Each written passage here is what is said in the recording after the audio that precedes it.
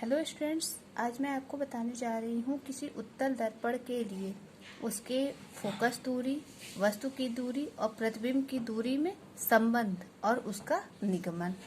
ठीक है, ये देखिए, ये एक उत्तल दर्पण है। इसके सामने एक वस्तु रखी है ए बी। इस वस्तु के बिंदु बी से एक किरण जा रही है मुख्य अक्ष के समांतर, जो परावर्तन के पश्चात हमें फोकस बिंदु से आती हुई प्रतीत होती है। दूसरी किरण जाती है इसके वक्ता केंद्र को।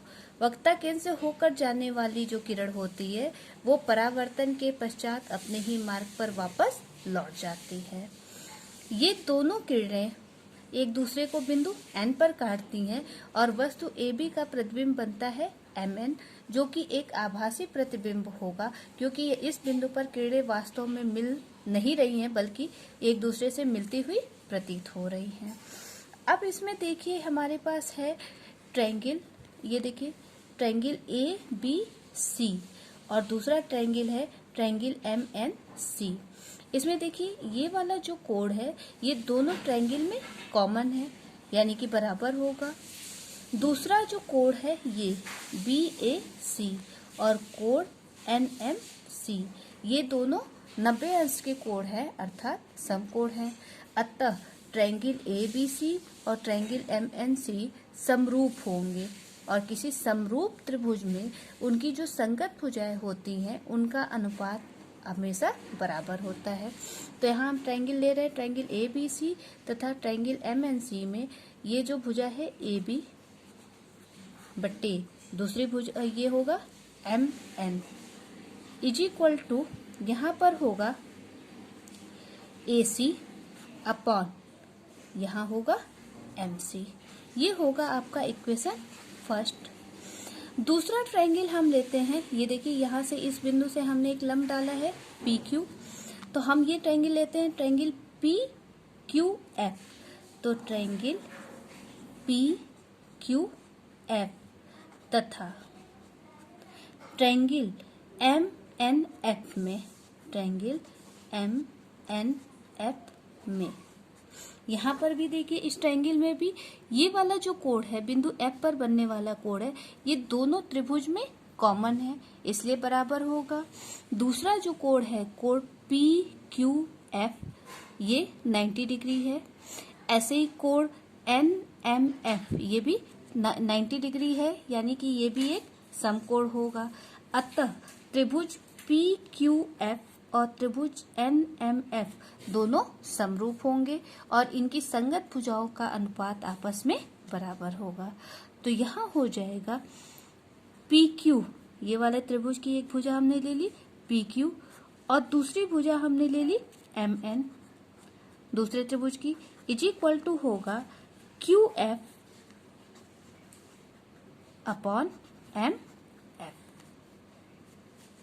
यहाँ पे देखिए जो ये PQ है ये इस बिंदु P से लंब डाला गया है और ये PQ किसके बराबर होगा? AB के बराबर होगा, इसलिए हम PQ की जगह लिख सकते हैं AB। तो यहाँ हो जाएगा AB upon MN is equal to QF upon MF। ये हो जाएगा आपका समीकरण 2। अब देखिए समीकरण 1 और समीकरण 2 में इनके तो जो LHS हैं वो दोनों बराबर हैं, और अगर इनके LHS बराबर हैं तो इनके RHS भी आपस में बराबर होंगे। तो यहाँ होगा AC upon MC is equal to QF upon MF। ये हो जाएगा आपका समीकरण 3। अब यहाँ पर देखिए AC क्या है ये आप अपने चित्र में देख लीजिए। यहाँ पे AC को हम लिख सकते हैं AO प्लस OC। तो यहाँ हमने लिख लिया AO plus OC upon MC को हम लिख सकते हैं OC माइनस OM। ये देखिए ये वाली जो दूरी है इसको ज्ञात करने के लिए अगर इस पूरी दूरी में से हम इसको माइनस कर दें तो ये वाली दूरी ज्ञात हो जाएगी। तो MC की जगह हम लिख सकते हैं OC minus OM। Is equal to, हम यहाँ पे लिख सकते हैं ये क्यू एफ वैसे ही छोड़ दीजिए, अपॉन एम एफ की जगह हम लिख सकते हैं, ये देखिए एम एफ, ये दूरी ज्ञात करने के लिए हम लिख सकते हैं एम एफ की जगह अगर क्यू एफ या ओ एफ में से हम ओ एम को घटा दें तो हमें एम एफ ज्ञात हो जाएगा। ध्यान दीजिए, ये देखिए ओ एफ, ये पूरी दूरी में से अगर इतने को हम माइनस कर दें तो ये वाली दूरी हमें ज्ञात हो जाएगी। तो हम यहाँ लिख सकते हैं O F minus O M.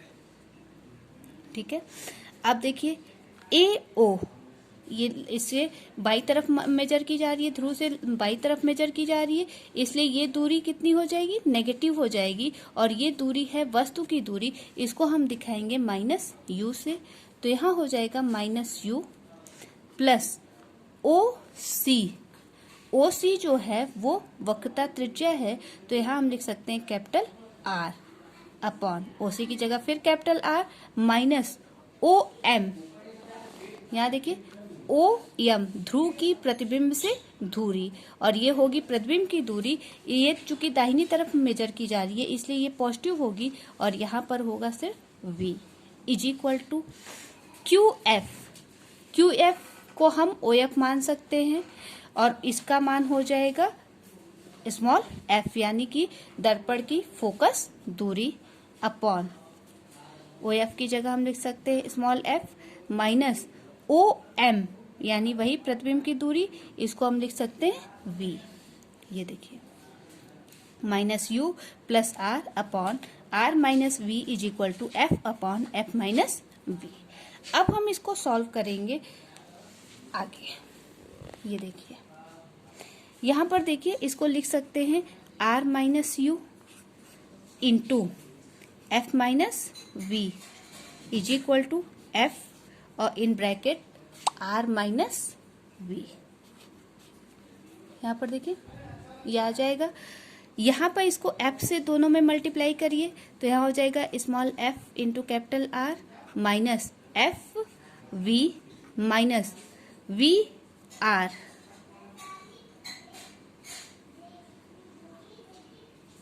ये आर माइनस यू था, सॉरी ये, तो यहाँ हो जाएगा F minus F R minus F U minus V से आर में मल्टीप्लाई करेंगे तो हो जाएगा वी आर, और माइनस वी माइनस माइनस का गुणा प्लस होगा तो यहाँ हो जाएगा plus U V is equal to